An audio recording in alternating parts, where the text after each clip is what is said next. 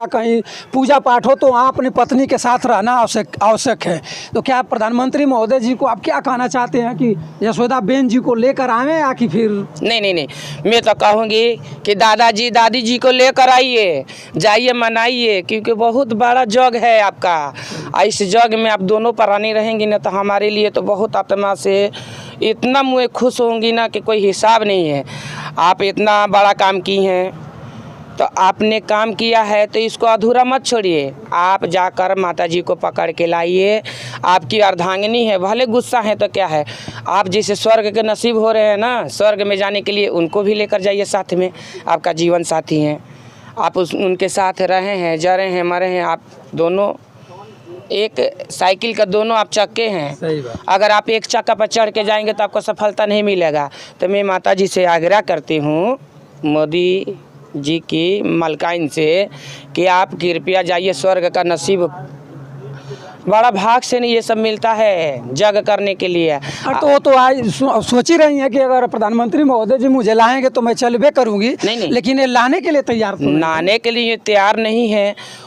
उनका तो हक बनता है अपने स्वामी के पीछे रहने के लिए। स्वामी कहेंगे तभी आप जाइएगा। अच्छा, आपका कहना है कि खुद अपने आप ट्रेन पकड़े, अपनी गाड़ी से जगह पे पहुँचे जगह पे जाइए। देखिए राम जी की सीता जी अर्धांगिनी जी जो जंगल में थी, कुछ लोग को जन्म दिया, लेकिन जग करने के लिए सोना का सीता माँ बनाकर जग किए।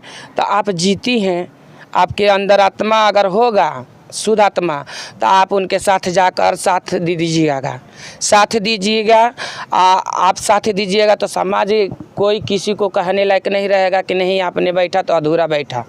अब तो आपको गढ़ने के लिए सोना इतना सस्ता नहीं है कि सोना का आपको एक गढ़ कर उनके साथ बैठा दिया जाए। हमारे प्रधानमंत्री के पास 1 रुपया नहीं है, तो आपको कहाँ से सोना का गढ़ेंगे। आप जाइए माता जी, मैं किन्नर होकर आपके पैर छू रही हूँ।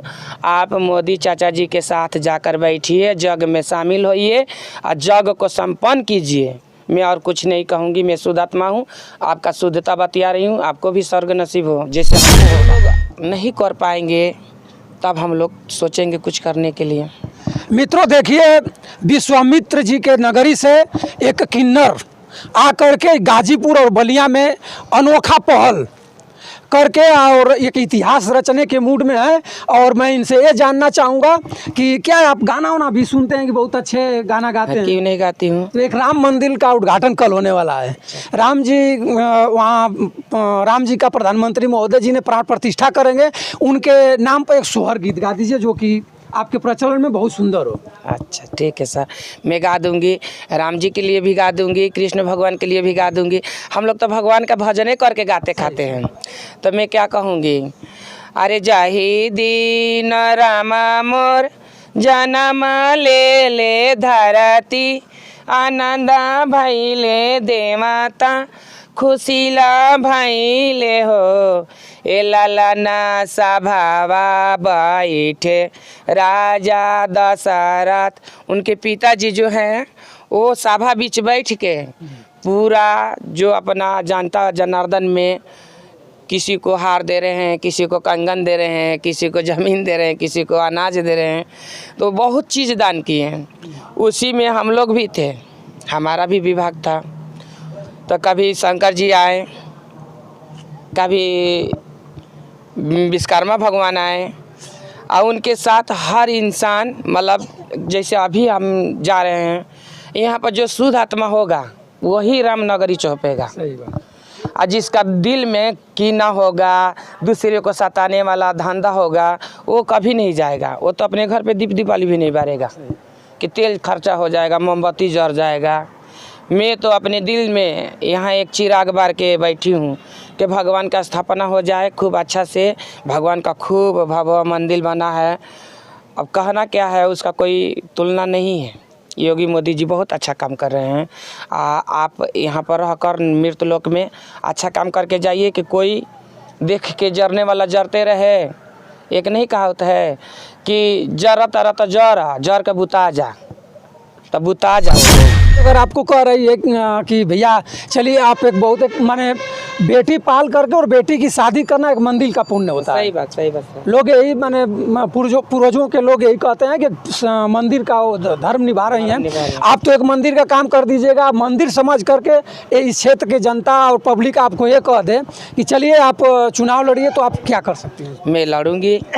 मैं तो चाहूँगी कि समाज सेवा ऐसा करके जाऊँ कि मेरा उनका नाती परनाती सरनाती भी नाम हमारा जाने सही बात। कि एक कोई था कि हमारे लिए कुछ करके चला गया। आज के तो प्रधान जी लोग कर रहे हैं, हमारे तो मुकेश तिवारी जी हैं, बहुत अच्छे प्रधान हैं हमारे, मतलब ये उजियार नगरी के लिए कर रहे हैं। तो विश्वामित्र नगरी के रहने वाली हूँ। यानी विश्वामित्र जी के नगरी जैसे बक्सर नगरी के बक्सर हैं। के रहने वाली हूँ मैं। अब बक्सर से मैंने अपना बलबूते पर कमा कर 2 पैसा जोड़ के अपना घर परिवार बसाई, यहाँ पे अपने भाई लोग को बसाया। उस लड़की की वजह से कुछ संस्कार अच्छा मिले।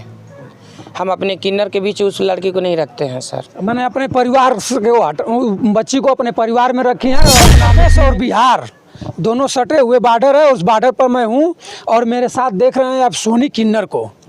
और सोनी किन्नर की एक अजब गजब कहानी है मित्रों, जो कि आप सुन करके खुद अपने आप पर सोचेंगे कि एक किन्नर जात का हो करके और इतना बड़ा बात और इतनी बड़ी कार्य को कैसे कर रही हैं। आपका स्वागत है हमारे चैनल में। नमस्ते। क्या नाम है आपका? मेरा सोनी किन्नर नाम है। मेरा ग्राम पोस्ट उजियार कोरांटाडी के रहने वाली हूँ, मंगला भवानी के स्थान पे। अब मेरा जिला पड़ता है बलिया, थाना नरही है जी। मैं सुना हूँ या यहाँ के कुछ लोग बता भी रहे थे कि आप किसी मंदिर में या मंगला भवानी के मंदिर में या कोई शिव जी के मंदिर में आप कुछ दिन पहले पूजा अर्चन की थी और पूजा अर्चन में आप कही थी कि हे भोले बाबा मुझे भी एक संतान की प्राप्ति कर देते तो मैं भी मेरा भी एक उद्धार हो जाता। तो आपको भोले बाबा या मंगला भवानी के आशीर्वाद से आपको एक बच्ची मिल गई। क्या उसका स्टोरी है, कैसे आपको बच्ची प्राप्त हुई? स्टोरी तो बहुत बढ़िया है। देखिए, भोलेनाथ से हमने सच्चे दिल से मांगा, शुद्धात्मा से। हम कभी भी अपने जनता जनार्दन के बीच रहती हूँ, अपने समाज में कमाती हूँ। मेरा कोई खेत नहीं है, आप ही खेती है हमारे हैं। आपका बालक हो गया तो मैं आपके घर गई, 2 रुपया दिए, उसी से गुजर भला करना है। किसी का ब्याह शादी हो गया तो उसमें गई, उसमें मिला। तो हमको न चोरी करना है न छिनारी करना है सर। आपका खुशी में हमारा खुशी है, हमारा जनता खुश है तो हम खुश हैं। हम यही एक विकल्प है कि आपका खुशी में जाती हूँ, 2 रुपया कमा के खाती हूँ, इज्जत आबरू से रहती हूँ। कह रहे हैं बच्ची का, तो हम भी किसी को देखते थे, बहुत बार देखते थे कि भाई एगो चीटियो भी है तो अंडा वाले को घूमतिया, एगो कुकुरियो भी है तो बच्चा लेकर घूमतिया, एगो मतलब हर जानवर को मैंने देखा कि अपने बच्चे को पालन पोषण कर रहे हैं। तो हमने भी आग्रह किया भगवान से कि हे भगवान हमको भी एक बच्चा दिया जाए कि हम भी किसी का पालन पोषण करें, हमारा भी कोई, हमको भी माँ कहने वाला बाप कहने वाला आए। तो सर हमने भोलेनाथ से मांगा सच्चे दिल से, भोलेनाथ हमसे खुश होकर हमको दिए। कब आप भोले बाबा के दरबार में अपनी इच्छा को जताई थी और कितनी छोटी थी बच्ची की आपको भोले बाबा कहीं से न कहीं से आपको दे दिए? हम सर 2006 में भोलेनाथ का मंदिर में बैठकर अपना जैसे कमा कर जो लाए थे हम लोग अपना वितरण कर रहे थे। तो हमारी माँ बहन जो गांव घर की हैं वो हमारे बीच खड़ी हो गई कि सोनी आपके उसमें हम भी हैं। हमने कहा कि आप भी का है क्या, आप आइए लीजिए। तो वो सब हंसने लगी। पहले उसी में कोई आया पूजा करने के लिए, हमने भगवान पे ताना कस दिया। भाई बच्चा का उम्र था हमारा भी, अब जान जाइए कि 24 बरिस 18 बरिस एक उम्र होता है ना। 18 बरिस के बाद की मैं बात बोल रही हूँ। अब उस वक्त हमने भगवान से कहा कि हे भगवान हमको भी माँ बाप दिए। तो हमने कहा कि लड़का मत दीजिएगा, लड़की दीजिएगा कि हम भी किसी का घर बसा देंगे। लड़का तो यहीं पर रहते हैं, अपने खाएंगे दूध दही, अम्मा बाप सूखो रोटी से बदतर बढ़न। आज के डेट में हमने के घरे घरे घूमत हैं। तो बच्ची अब इस समय कितने उम्र की है? 18 साल की हो गई, सियान हो गई। शादी वादी तो अभी कहीं नहीं, अभी तक नहीं। कितने में पढ़ती है बच्ची? वो 10 क्लास में पढ़ती हैं, नेट से पढ़ाती हूँ मैं। तो आपको मम्मी कहती है प्रेम से खूब मम्मी मम्मी कहती है? नहीं, मम्मी क्यों कहवाऊँ मैं? क्या कहती? ना मैं किसी का नारी हूँ, ना हमारा कोई समांग है, तो मैं तो मम्मी हल ही नहीं हूँ। तो आपको क्या कहती है वो बच्ची? मैं तो पापा कहवाती हूँ। अच्छा। मैं उसका बाप बन के रहती हूँ। वो मेरा बेटा है, बेटी है, सब कुछ है। मित्रों देखिए, उस बच्ची को पिता पापा बनकर रहती हैं और माँ का भी दर्जा निभाती हैं। दोनों तरफ मामला है। और बच्ची आज 18 वर्ष की बच्ची है, शादीशुदा भी, कुछ दिन के बाद शादी भी करनी पड़ेगी। 5 वर्ष के बाद करूँगी। 5 वर्ष के बाद सुन रहे हैं कि शादी भी करूँगी। क्या आप शादी के लिए आप कहीं जाइएगा जैसे उसके लिए बर खोजने, तो लोग आपको एक्सेप्ट करेंगे? काहे नहीं करेंगे सर? कैसे करेंगे? वो लोग कहेंगे कि आप किन्नर हैं और एक बच्ची की शादी करने आए हैं। ऐसा तो बात सही कह रहे हैं, किन्नर हूँ मैं, तो मैं उनके घर किन्नर बन के थोड़े जाऊँगी। मैं अभी एक कैमरे के सामने किन्नर बन के हूँ। जब अपनी लड़की को लेके जाती हूँ ना कहीं, तो मैं उसका बाप बन के जाती हूँ, उसका बाप भाई बन के जाती हूँ कि कोई हमारे लड़की को कोई कुछ बात बोले ना।